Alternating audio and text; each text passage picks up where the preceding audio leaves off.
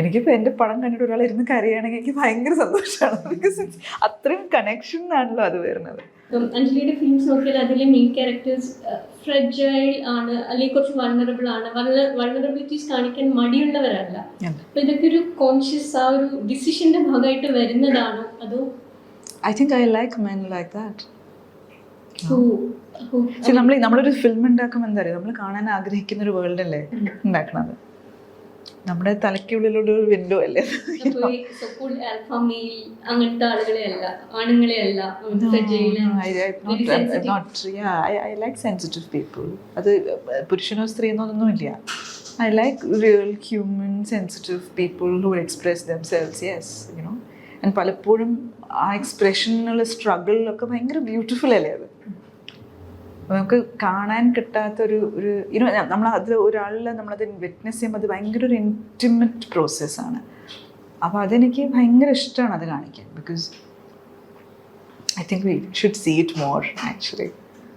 മറ്റേത് I am not very attracted to that kind of alpha male. Not.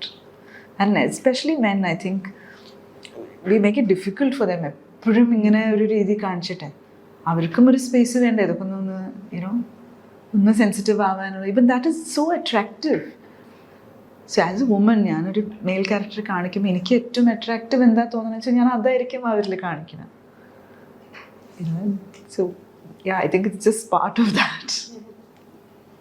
Back സ്റ്റേജിൻ്റെ കാര്യം പറയുകയാണെങ്കിൽ female friendships poorly explored അല്ലെങ്കിൽ rarely explored ആയിട്ടുള്ള ടോപ്പിക്കാണ്. അപ്പം മാം അത് ആ ടോപ്പിക് എടുക്കുമ്പോഴത്തേക്കും എന്തുകൊണ്ടാണ് അതൊരു ഫ്രണ്ട്ഷിപ്പിനെ കാണിക്കാതെ ഒരു ബ്രോക്കൺ റിലേഷൻഷിപ്പ് മെയിൻറ്റെയിൻ ചെയ്യുന്ന ഒരു ടോപ്പിക്കാണ് അതെടുത്ത്? അതെന്തുകൊണ്ട് അങ്ങനെ പോർട്രേ ചെയ്യുന്നത്?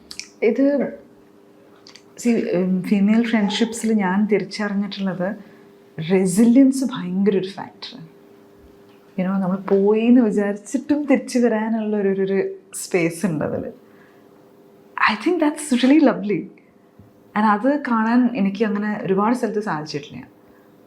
And I am somebody who really treasures my friendships.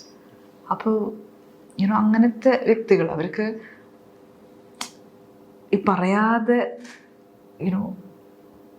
പറഞ്ഞു തീർക്കാൻ പറ്റാത്ത കുറേ കാര്യങ്ങളുണ്ടാവുമല്ലോ. അത് കാരണം ഉണ്ടാവുന്ന വേദനകളിലും അതിനുണ്ടാവുന്ന കുറേ ഓർമ്മകളും ഇതൊക്കെ കൂടെ ചേർന്ന് വന്നിട്ടുള്ളൊരു ഫിലിമായിരുന്നു അത്. അപ്പോൾ അതിൽ വരുന്ന ആ റെസിലിയൻസ് ആണ്. So it's like A rubber band. How long U stretch it.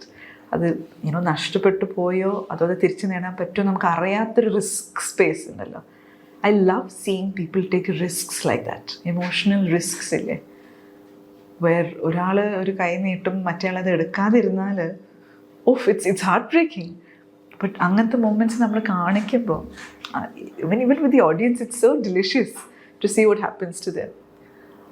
Commercially successful ആയിട്ടുള്ള ഫിലിംസ് ചെയ്യണമെന്ന് തന്നെയായിരുന്നു അഞ്ജലിയുടെ ഒരു ആഗ്രഹം. That's your kind of movie എന്നാണ് അങ്ങനെ ഒരു ഇന്നുമില്ല അന്നുമില്ല. It's just I just want to make films ആൾക്കാർക്ക് കണക്ട് ചെയ്യാൻ പറ്റണം. എനിക്ക് അത്രയേ ഉള്ളൂ. പക്ഷേ കൂടുതൽ ആൾക്കാർ കണക്ട് ചെയ്ത് അത് താനെ കമേഴ്ഷ്യലായി പോകും. So I just want to connect with people. അത്രയേ ഉള്ളൂ. എനിക്ക് film is just a medium.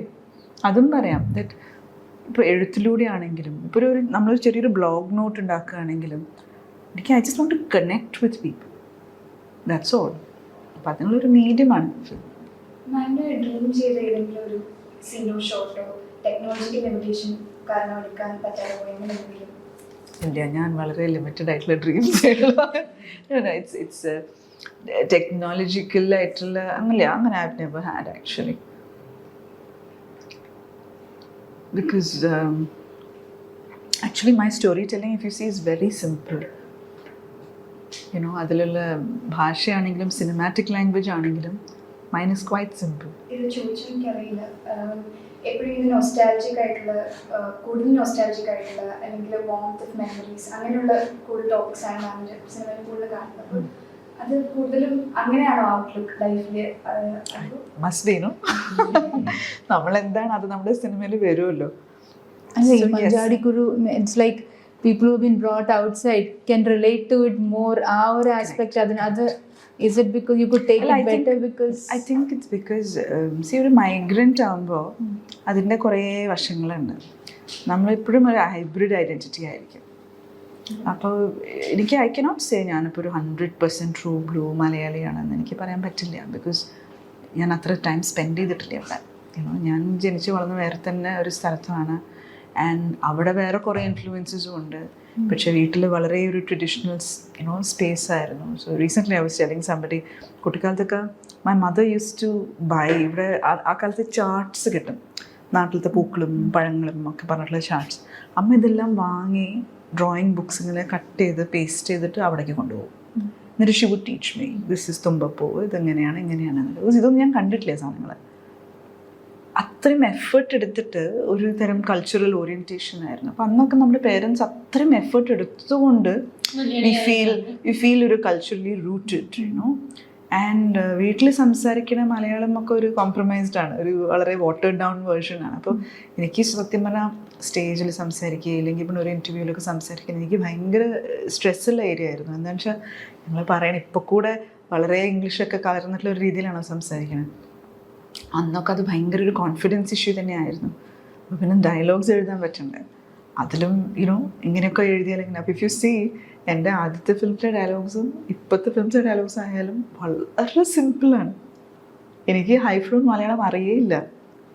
പക്ഷേ the pulse of the like Ustad Hotel, the kind of language you've used is inherently Kozhikode. That is because I'm from there. No, so but it's you were familiar, brought outside and how did you actually... No, but that's familiar, because your family is from there. എല്ലാവരും ഇങ്ങനെ സംസാരിക്കണമെന്ന് അറിയാലോ. So my mother is from Palakkad.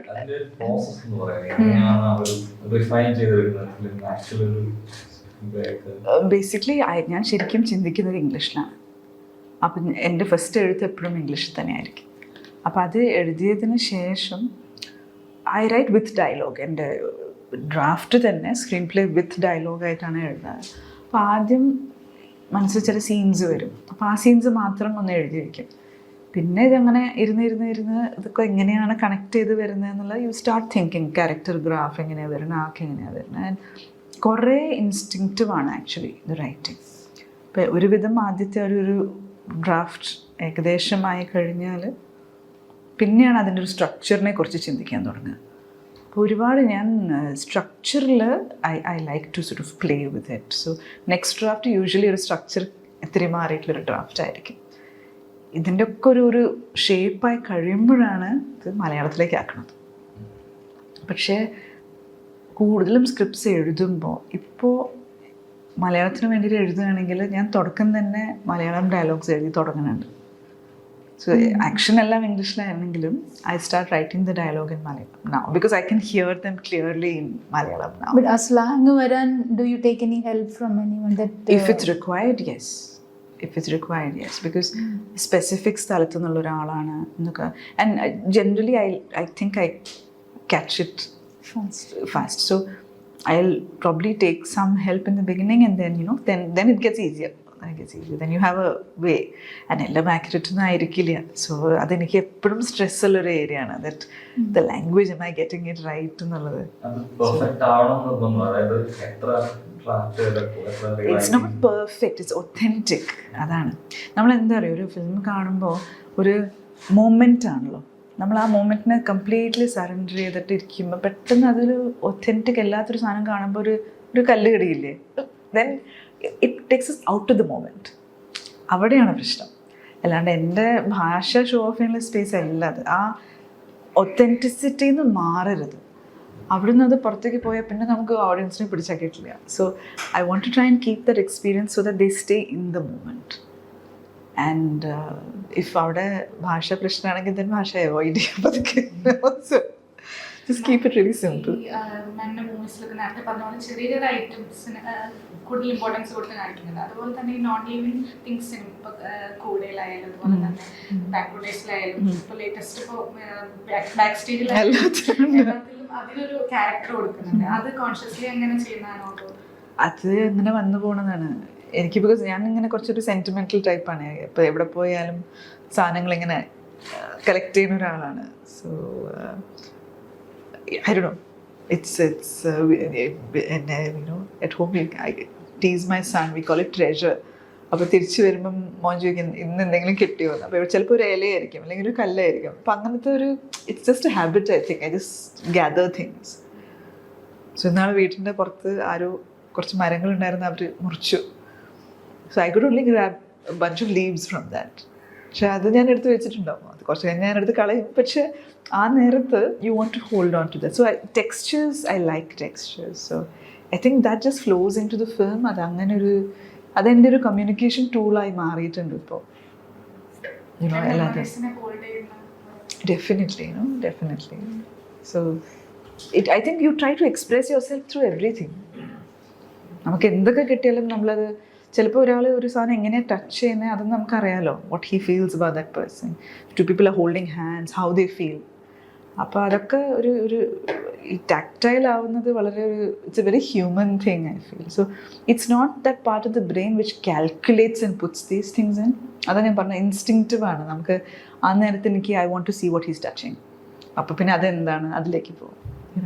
പിന്നെ ഇത് നമ്മൾ മാത്രമല്ല. അപ്പോൾ ഞാനൊരു സീനൊക്കെ എഴുതിയിട്ട് ഒരു സ്ക്രീൻ പ്ലേ എഴുതിയിട്ട് ഷെയർ ഇട്ട് നമ്മുടെ ആർട്ട് ഡയറക്ടർ എടുത്തും കോസ്റ്റ്യൂം പേഴ്സൻ്റെ അടുത്തും ഒക്കെ നമ്മൾ ഈ സ്ക്രിപ്റ്റ് ഷെയർ ചെയ്യുമ്പോൾ അവരുടെ അടുത്ത് നിന്ന് ഒരുപാട് ഐഡിയാസ് വരും. അപ്പോൾ അവർ ചിലപ്പോൾ എവിടെയെങ്കിലും പോയിട്ട് എന്തെങ്കിലും ഒരു സാധനം എടുത്ത് കൊണ്ടുവന്നിട്ടുണ്ടാവും. അത് നമ്മുടെ ഫിലിമിൽ ഇമ്പോർട്ടൻ്റ് ആയ ഒരു സാധനമാവും. അങ്ങനെയുള്ള സോ എല്ലാം ഞാൻ അവിടെ എഴുതി വെക്കുന്ന സാധനങ്ങൾ മാത്രമായിരിക്കില്ല. ഇപ്പോൾ കൂടുതൽ മൈ പ്രൊഡക്ഷൻ ഡിസൈനർ അദ്ദേഹം പോയിട്ട് എവിടെയോ പോയപ്പോൾ ഏതോ ക്രാഫ്റ്റ് ഷോപ്പിൽ പോയപ്പോൾ ഹി ഗോട്ട് ഒരു ലിറ്റിൽ കറൂസൽ.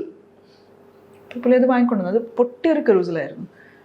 പക്ഷെ അതെനിക്ക് കണ്ടപ്പോൾ ഭയങ്കര ഇഷ്ടമായിട്ട് ഞാനത് എടുത്തു. Will put someway will put this in. And അതാണ് അതിൽ ആ പയ്യൻ തിരിക്കുന്നതും right to the end that is part of the whole film. So that just happens. I think when everybody things together then those things come together.